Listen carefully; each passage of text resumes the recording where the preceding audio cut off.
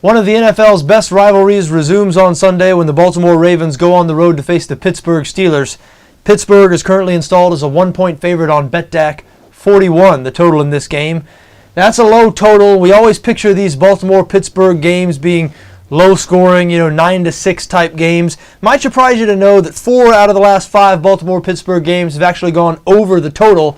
However, the under is 13-3 in Pittsburgh's last 16 home games overall, so keep that in mind before you have a play on the total in this game.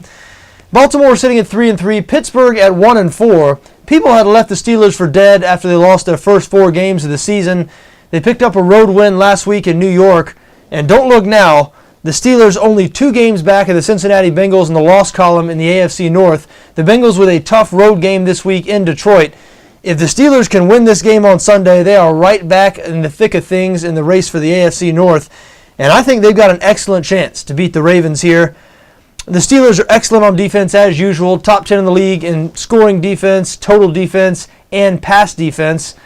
And they've been playing a little bit better on offense over these last couple of weeks. Now, the overall rankings are still not pretty, no question about it, but ever since the first 2 games of the season when they combined for 19 points, the Steelers have been much better on offense. It's really coincided with the return of tight end Heath Miller. It's given Ben Roethlisberger a security blanket in the passing game, and Roethlisberger's 7th in the NFL in pass yards per game right now.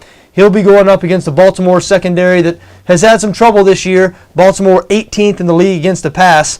The Ravens actually rank in the bottom half of the league in both total offense and total defense. They don't do anything particularly well.